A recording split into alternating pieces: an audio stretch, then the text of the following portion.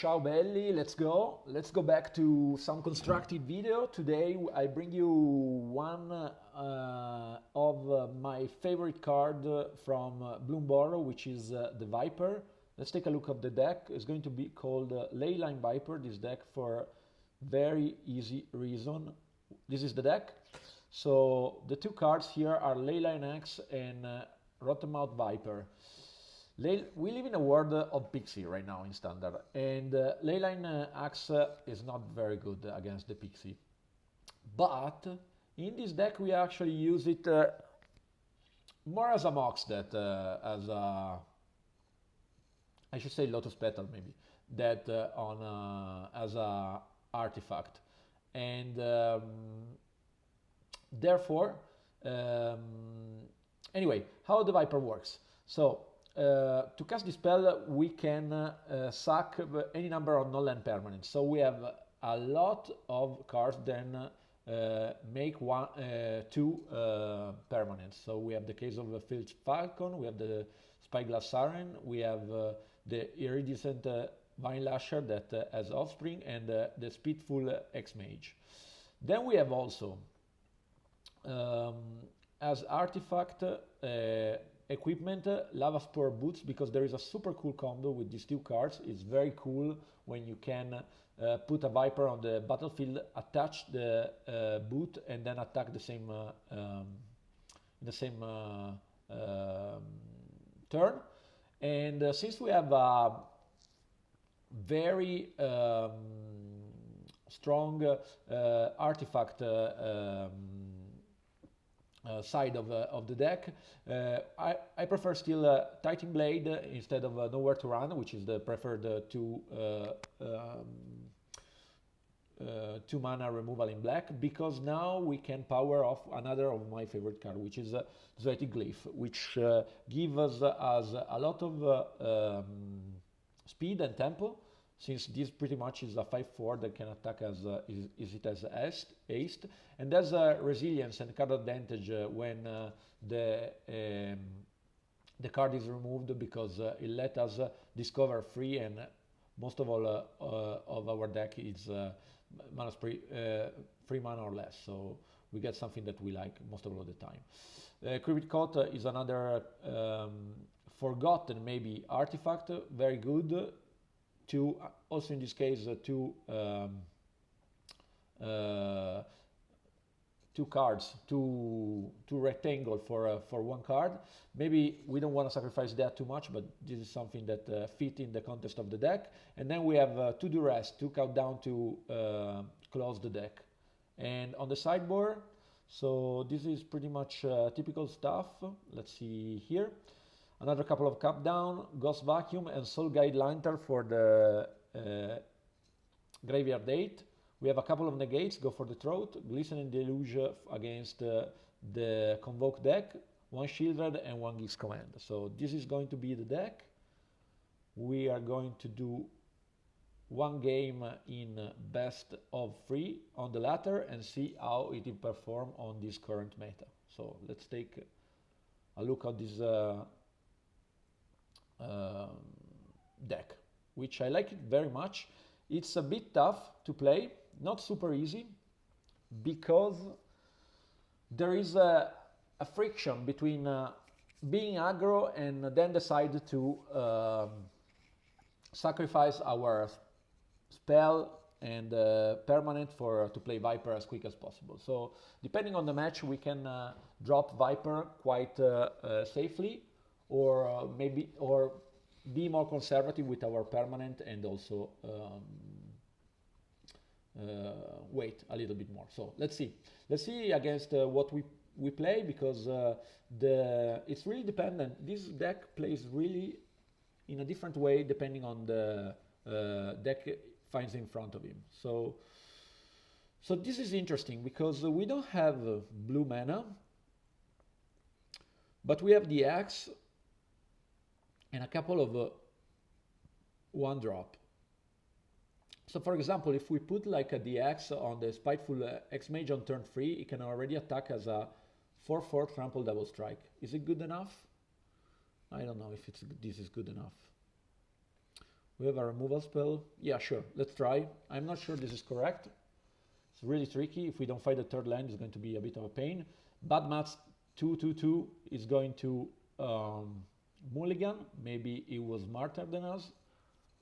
We put the Leyline down and we start with the Iridescent Vine Lasher. Generally, I prefer to play this on turn 3, but in this case, we really want to power up the Spiteful X-Mage. So this is going to be some kind of ramp, and I wonder now if I just prefer to remove the elf, and I think it's a good idea, so let's do that, because this is going to send him back, and yeah, will give us a bit more room to find our blue spell. Of course, if we can find the blue spell, Zoetic Glyph comes in handy too.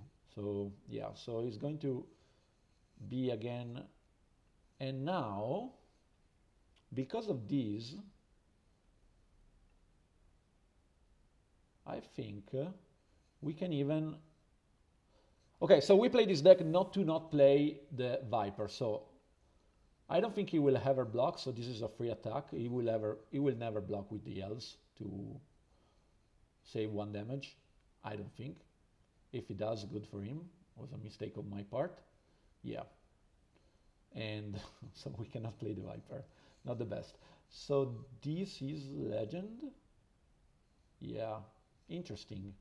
So now here we have again the decision. We can play Viper, but we will lose everything. I think it's better.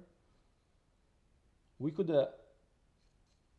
put the axe on the Spiteful X-Mage and attack for 1,000,000,008, or we can even put this on the Titan Blade, attack still for 8. Yeah, I think this is best. Should be best, because it's going to be the same damage that, but give us more a different more selection, more choice after that. So yeah, let's see. I really shouldn't have attack, or I should have attacked before putting the X-Mage, the token on the other creature. That was a mistake on my part. It's a tricky deck. I didn't really think that it was going to block, but maybe maybe Batman knows the deal. So what does this do? A double strike whenever. So we can, I think, in this case, put this on that and just bash. And we don't mind that because we are going to take advantage of it. We could have put it here. It was going to be better. 6, 5, yeah. I'm not playing this game very well, so maybe I will record it again. No, I'm just joking. I always put all my game on the platform. This is what I do. So yeah, I think it was better to put the axe on the Zoetic Glyph, because it was going to be a 6-5 trample double strike, and we were going really to put him in a bad situation. So yeah, this is some kind of Naya legend which I haven't seen in a while, but it looks really cool. I like it. Let's see. He's going to play Helena and Ayara, which they have reach, right? Yeah. No, he's going to play this instead. Because of course he can get, yeah. So now what? We play in Leyline and we think a little bit more, because we play a bit fast. So we can still attack with this. It's a 4/3, and we can attack also with the 5/4. And he's forced to block the 5/4, otherwise he loses.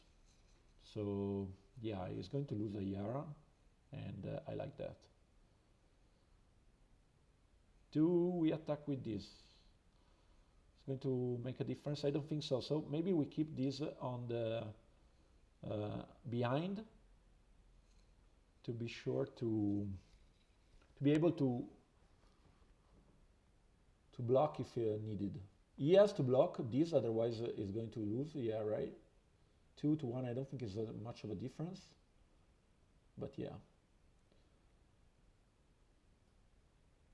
So now we wait and let's see what Bad Mats has for us. It's going to produce a lot of mana. It can attack. Exile the top card, which is going to be a land. It's not going to be enough, and he's going to lose. We didn't play very well, but the deck performed super well. So how about this deck? Interesting. So I think we bring a bit more removal. So we bring our cut down. We bring our go for the throat. Negate is doesn't really make sense, and I don't think even duress makes much sense. And maybe not the scooter, and we play it like that, or maybe we can keep the scooter and remove the case of the Switch Falcon, but I like to play that. Do we want a Shieldred? Would it matter in this matchup? I'm not sure. I don't think so, so I think this is our best configuration for this matchup, which I haven't seen on the ladder, but it's interesting, so let's do that.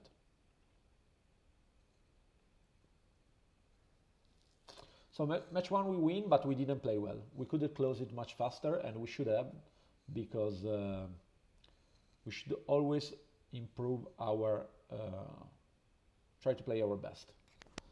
So is this a keep? I think it's a keep. We have Zoetic Glyph on turn 3 on the token, and then we can play, we even get, yeah, I think this is a keep.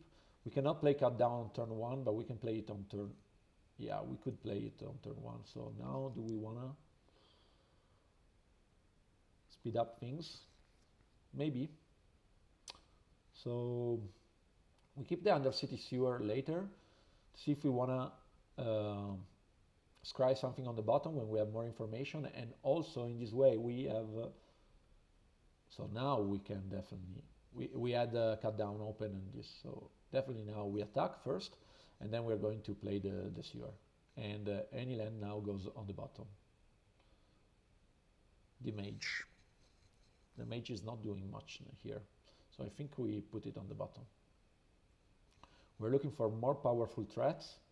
This is fine, but it's very easy to remove, and then after it's removed, we are a bit on a pickle, and I think we're going to remove Ruby. If it attacks, we let him, we take a damage, I think we do. We got the end step, let's see if we play something else, and then if not, we remove the Ruby. So now we'll show the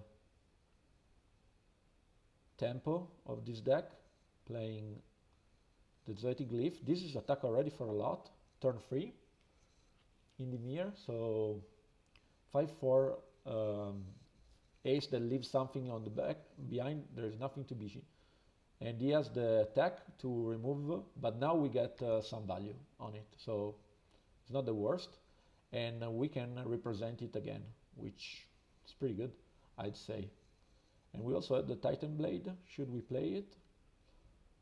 No, we cannot play it this turn. We play it next turn. I think it's going to block because this already has done its job.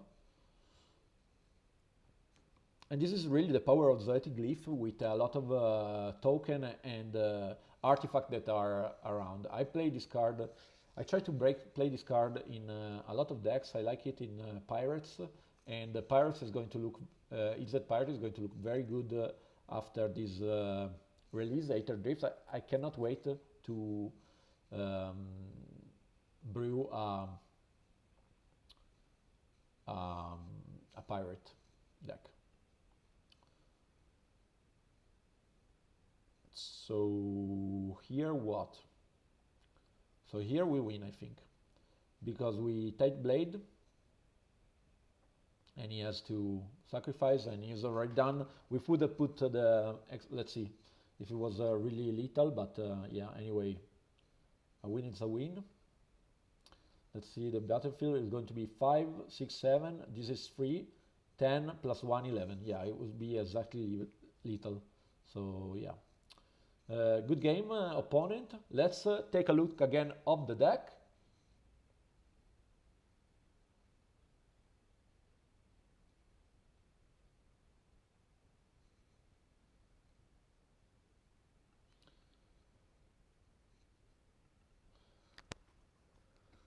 So this is the deck.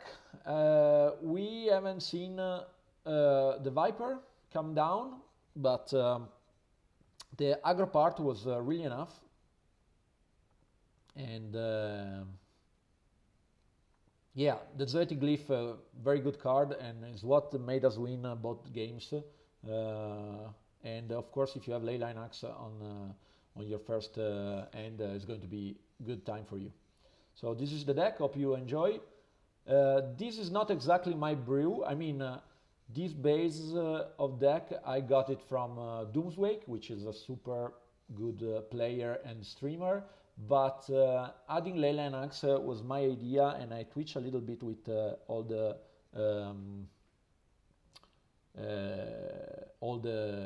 number of cards and also on the sideboard. So it's not an original brew, but there is some changing I made using Leyline Axe both as an aggression tool and also as a Lotus Petal for the Viper. So I hope you guys enjoyed this game, and I see you next time with another video.